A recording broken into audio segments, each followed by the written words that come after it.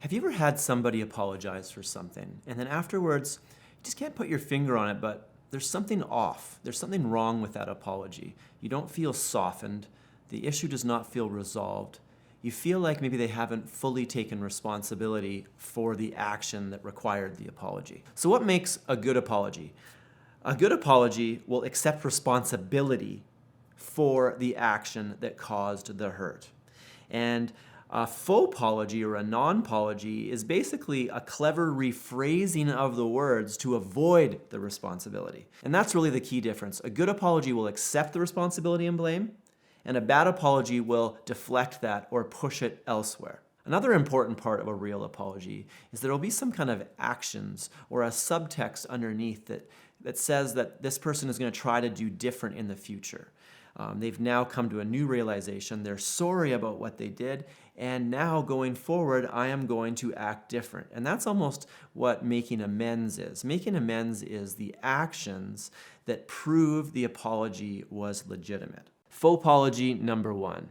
This is the I'm sorry, but, and it's basically an excuse-making apology. If you ever have the word but after an apology, you pretty much can almost guarantee that it's not a real apology. Because what is it doing? Instead of accepting the responsibility, it's pushing it off onto something else. I'm sorry, but I was just having a really rough day. I am sorry, but you just ask way too much out of me. You know, I am sorry for that, but it's your mistake, so what can you do? Apology number 2. I'm sorry that you, and it's basically a blaming apology. The key with the I'm sorry that you apology is instead of apologizing for the action or event that caused the hurt, they actually apologize for the hurt itself. So instead of apologizing for the problem, they apologize for the repercussion of the problem. Basically, this is just a really clever way of avoiding taking responsibility. So, I'm sorry that you feel that way. I'm sorry that you feel hurt. Basically, it's inappropriate for somebody to apologize for my feelings or my hurt, because those are my feelings. They can apologize for what caused the feelings or may have caused the hurt, but to actually apologize for the hurt itself is a little bit missing the mark. Unless they said, you know, I apologize for calling you a jerk and I really feel sorry that you're hurting. That goes together. The first step is to apologize for the action and take responsibility for it. And if they skip that part and just go straight to the repercussion of the problem, then that's not a real apology. No, I am sorry that you just respond poorly to my perfection. What can I say? Fauxpology number 3, and that is the I'm sorry if. And that is basically a conditional apology.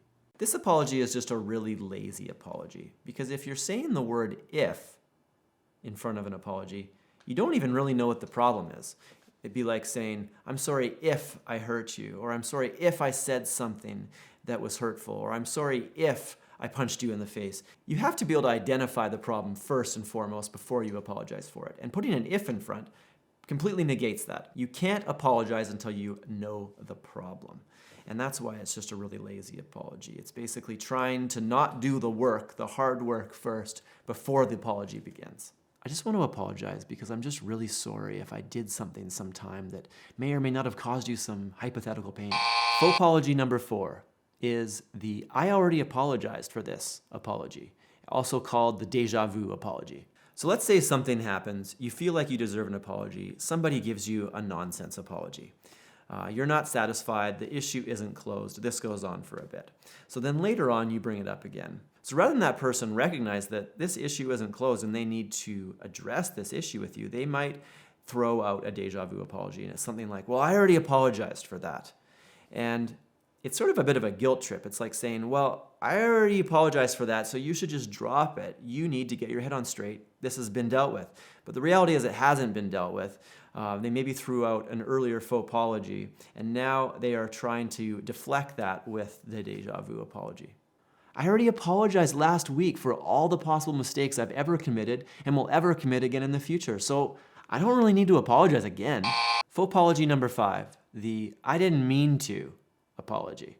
So this apology kind of assumes that you're misunderstood rather than you actually understand and are accepting responsibility for the action that caused the hurt. I didn't mean to accidentally elbow you as I went by, or I didn't mean to say that thing that was hurtful. I really didn't know it was that hurtful. And the problem with this apology is it doesn't really accept responsibility. It doesn't find out from the person if they were hurt and then own that. Yes, that was a hurtful thing, so I'm going to apologize for it. It's sort of just a lazy way of avoiding it altogether. I'm sorry, but I really didn't know that was a big deal, so that's why I'm just still perfect. How do you plead? I'm sorry, Your Honor, I really didn't mean to stab that guy 30 times. Oh, well, you didn't mean it? In that case, not guilty. You can go free. Fauxpology number 6, and that is the blanket apology. This is one fauxpology that really gets me. And it's basically when people try to apologize for everything all at once. Like, let's say there's been a pattern of bad behavior or a pattern of hurtful things that have been going on for years, let's say. And finally, you do something about it, and this person realizes, oh, actually this person's for real.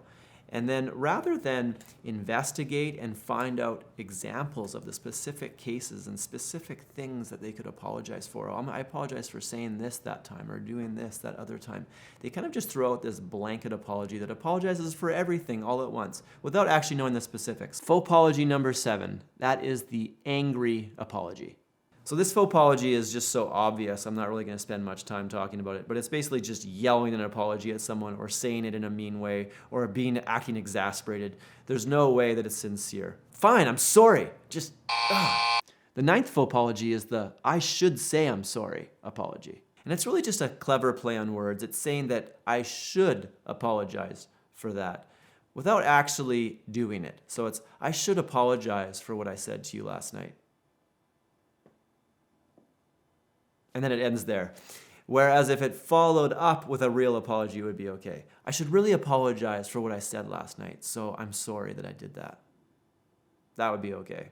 So I want to finish off with 2 deflection techniques that people use to deflect apologies altogether. I didn't really feel like they were actual fauxpologies since people don't say the words I'm sorry, but they are common and I want to talk about them nonetheless. So the first one is the you know me. And it's basically a gaslighting technique. So let's say you need an apology for something. Somebody has done something, they've hurt you, and you just can't move on. You need something out of them. They might respond with this gaslighting technique, which is basically a way to flip it around and make you feel bad for even requiring an apology in the first place. And in the end, you might be the one that's actually apologizing. So it might go something like, you know what, you know me, I would never do anything like that would hurt you. I mean, how could you even think that about me? That's awful. And then by the end, you actually feel bad that you've accused this person of this thing. Meanwhile, they might have actually done something that was hurtful that actually required an apology.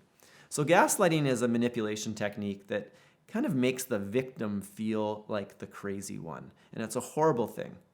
Hey, did you stain my new jacket? No, you know me. I would never disrespect you that way and wear your clothes without permission. You're wearing my jacket right now. No, I'm not. The next deflection technique is the, oh, it's no big deal technique. And this technique is basically about downplaying the action. What are you so bugged about? Like, I was just having fun. It's no big deal.